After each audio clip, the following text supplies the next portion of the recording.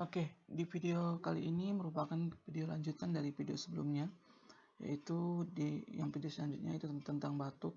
Sebelumnya itu tentang batuk ya. Kita lanjutkan untuk video tentang batuknya, yaitu uh, video tentang asma ya.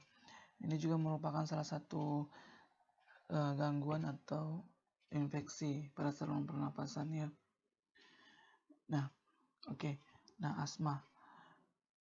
Penyakit ini ditandain dengan adanya respon berlebih dari trakea dan bronkus terhadap berbagai macam rangsang yang mengakibatkan penyempitan saluran pernapasan yang tersebar luas di paru, yang derajatnya itu dapat berubah secara spontan setelah pengobatan. Jadi setelah dilakukan pengobatan, perubahan pada bagian saluran pernapasan karena pengaruh dari alergen ini dapat kembali pada kondisi normalnya. Nah, kemudian kalau kita lihat dari definisinya ya.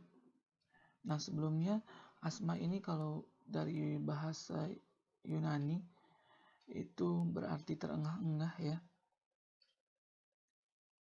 Merupakan penyakit inflamasi yang umum kronis saluran napas yang ditandai dengan gejala berulang, obstruksi aliran udara reversibel dan bronkospasme.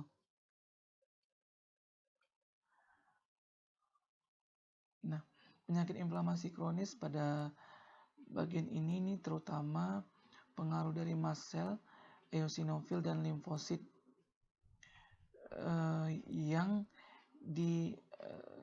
karakteristik oleh obstruksi saluran nafas yang bersifat reversibel, spontan maupun dengan pengobatan. Kemudian inflamasi jalan nafas atau pembengkakan pada bagian jalan nafas ini ya. Kemudian hiperresponsivitas, terlalu tinggi sifat respon suatu saluran nafas terhadap alergen, penyebab timbulnya alergi.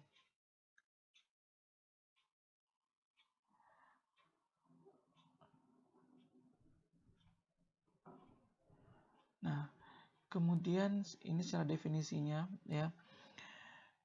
Nah, kemudian secara epidemiologi asma yang dimana di sini ada distribusi frekuensinya dan determinannya. Nah, kalau kita lihat di sini distribusi asma ya.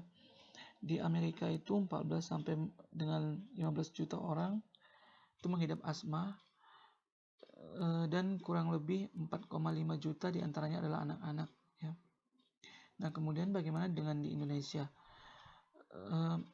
Ini merupakan salah satu penyakit utama yang menyebabkan pasien memerlukan perawatan baik di rumah sakit maupun di rumah ya pada asma ini. Nah, kemudian separuh dari semua kasus asma berkembang sejak masa anak-anak, sedangkan sepertiganya pada masa dewasa sebelum umur 40 tahun. Kemudian dapat dimulai pada segala usia, mempengaruhi pria dan wanita tanpa kecuali, dan bisa terjadi pada setiap orang pada segala etnis ya.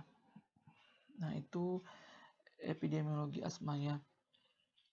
Nah, kemudian faktor pemicu atau alergennya itu apa aja ya. Yang pertama, kalau kita lihat di sini ada ISPA.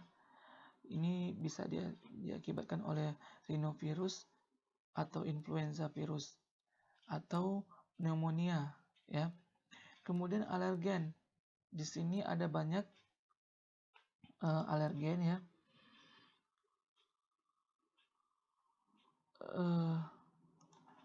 Nah, di sini ada seperti jamur ya, karena pengaruh dari hewan ya, atau karena serbuk sari bunga, atau karena asap rokok ya, debu ya, kemudian sama seperti tadi bulu hewan ya, Kemudian ada orang yang alergi terhadap jenis makanan tertentu. Jadi alergen itu tergantung dari pribadinya masing-masing. Ada yang alergen dari beberapa bagian ini.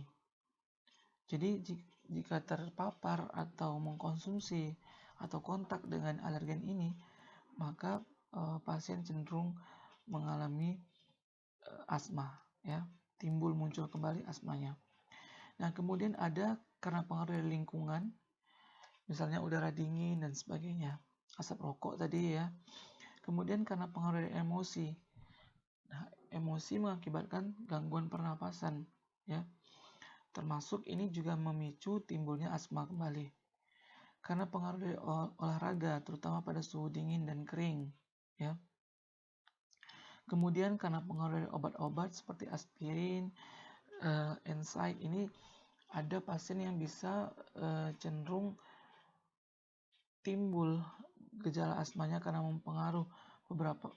pengaruh dari beberapa jenis obat, ya. Nah, kemudian patofisiologinya kalau kita lihat di sini, ini merupakan bagian normal dari bronkiol, tempat lewatnya atau sirkulasi udara, ya, ini normalnya. Nah, pada orang yang mengalami asma, ini yang pertama yang terjadi adalah inflamasi, sehingga pada bagian dalam ini mengalami pembengkakan. Pembengkakan di sini artinya membesar. Nah, apa yang terjadi ketika bronkiol mengalami pembesaran seperti ini? Maka sirkulasi udara yang awalnya besar ini akan menjadi berkurang, ya, kecil, sehingga mengganggu distribusi oksigen. Kemudian bronkokonstriksi, ya.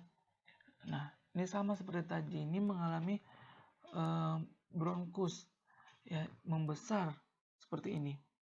Kemudian hipersekresi mukus, selain dia mengalami bronkokonstriksi, kemudian inflamasi, dia juga pada pasien yang asma juga terdapat cairan seperti ini, mukus, ya, yang nanti mengakibatkan semakin terganggunya distribusi oksigen.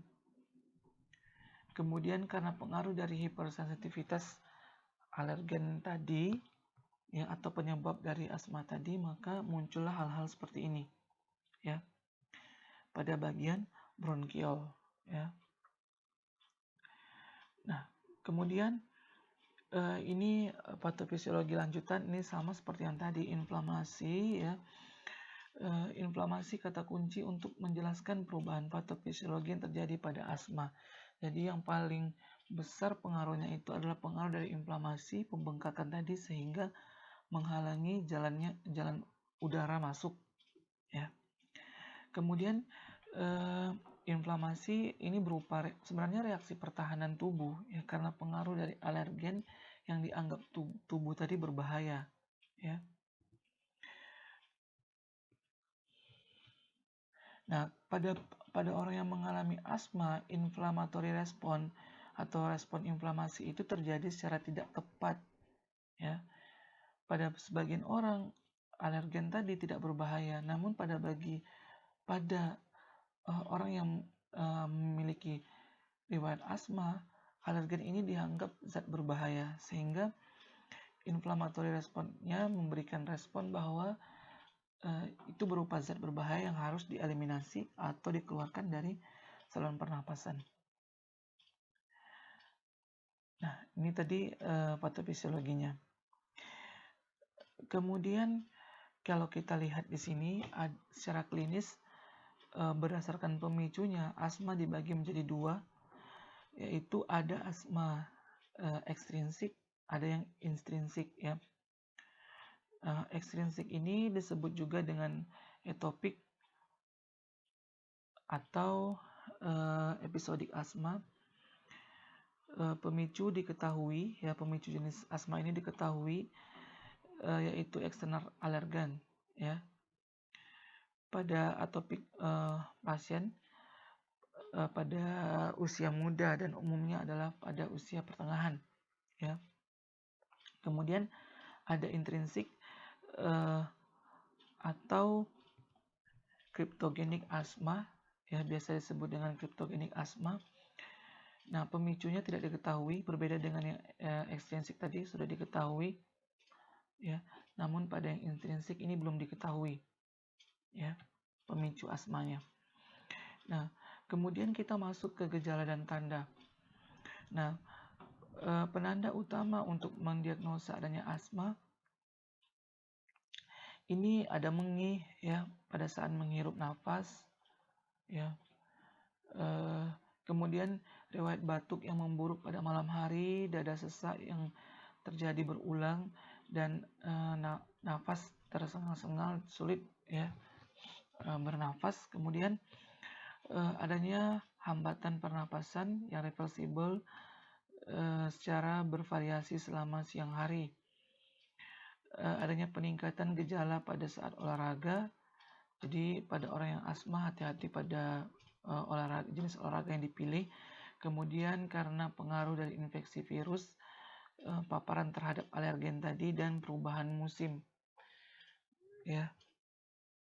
Kemudian terbangun di malam hari dengan gejala-gejala seperti di atas tadi, ya. Nah, kemudian tujuan terapi. Tujuan terapi ini memungkinkan pasien menjalani hidup yang normal dengan hanya sedikit gangguan atau tanpa gejala, ya. Jadi salah satunya itu untuk mencegah kekambuhan kembali pada pengidap asma. Yang pertama, beberapa tujuan yang lebih rinci antara lain itu mencegah timbulnya gejala yang kronis dan mengganggu seperti batuk, sesak napas, ya. Kemudian mengurangi penggunaan beta agonis dengan aksi singkat, ya. Kemudian menjaga fungsi paru mendekati kondisi normal kembali, kemudian menjaga aktivitas pada tingkat normal, bekerja, sekolah, olahraga. Jadi tujuannya itu untuk mengembalikan pada kondisi normalnya, ya. Nah, kemudian lanjutannya itu mencegah kekambuhan dan meminimalisasi kunjungan kembali ke rumah sakit pada pasien yang mengalami asma. Kemudian mencegah munculnya, ya, progresifnya berkurangnya fungsi paru, dan untuk anak-anak ini mencegah berkurangnya pertumbuhan paru-paru, ya. Jadi pada anak-anak tadi kan pada anak-anak biasanya kan terjadi peningkatan pertumbuhan paru, ya, sehingga mencapai umur dewasa. Jadi terapi ini diharapkan ini tidak menghambat pertumbuhan paru-paru pada anak-anak. Kemudian menyediakan farmakoterapi yang optimal dengan sesedikit mungkin efek samping, ya, efek sampingnya. Nah, kemudian di sini ada terapi serangan akut. Yang pertama itu ada short acting agonis, ya, beta 2 agonis, ya. Berarti kerja short acting beta 2 agonis ini aksi singkat beta 2, ya, agonis. Nah, sel beta 2 ini terdapat di paru-paru, di mana sel ini merupakan sel yang bekerja, ya. Komposisinya itu terdapat pada bagian paru-paru. Dia bekerja untuk meningkatkan kinerja paru-paru dalam menarik oksigen, ya, dalam fungsi pernapasan. Nah, jadi agonis beta 2 di sini artinya obat ini bekerja membantu beta 2 untuk meningkatkan fungsi pernapasan. Contoh obatnya adalah salbutamol, terbutalin sulfat, ya. Nah, ini contohnya untuk yang beta 2 agonis. Kemudian ada antikolinergik. Contohnya itu ipratropium bromida. Nah, obat antikolinergik ini uh, antikolinergik di sini artinya dia mengurangi atau mengeliminasi kerja dari saraf kolinergik, terutama ya pada bagian pernapasan, sehingga kembali pada kondisi normal. Karena adanya alergen, kolinergik pada pernapasan ini terlalu aktif, sehingga mengganggu kinerja pernapasan. Nah, obat jenis ini berupaya untuk menghentikan kinerja kolinergik pada bagian pernapasan yang terlalu aktif, sehingga kembali ke kondisi normal. Kemudian ada kortikosteroid, short term use ya. Ini biasanya digunakan untuk jangka pendek ya, tidak untuk jangka panjang ya. Nah, ini bisa digunakan terutama untuk menghilangkan alerginya, kemudian untuk menghilangkan inflamasi, pembengkakan tadi ya pada bagian saluran pernapasan. Kemudian terapi pemeliharaan jangka panjang. Di sini ada kortikosteroid inhalasi ya, banyak contoh-contoh obatnya di sini. Kemudian di sini ada kromolin sodium ya. Kemudian ada nodokromil ya. Kemudian ada long acting beta 2 agonis ya, long acting beta 2 agonis, metilsantin, kemudian leukotriene modifier dan imunomodulator. Nah, di sini ada natrium kromolin. Ini adalah obat anti alergi yang bekerja melalui penghambatan degranulasi sel mas pada pelepasan histamin sebagai mediator pada penyakit alergi. Bahkan pada terapi penyakit asma, obat tersebut digunakan sebagai obat lini pertama ya. Nah, jadi obat yang ini terapi pada lini pertama, sebagian digunakan pada lini pertama. Kemudian ada tadi nodokromil ya. Ini bukan untuk bukan untuk asma pada serangan akut ya. Merupakan pencegah radang pada bagian saluran pernapasan. Ini hampir sama dengan kortikosteroid dan antiinflamasi. Dia mencegah terjadinya radang pada bagian saluran pernapasan. Kemudian beta 2 sudah saya jelaskan tadi. Kemudian metilsantin. Nah,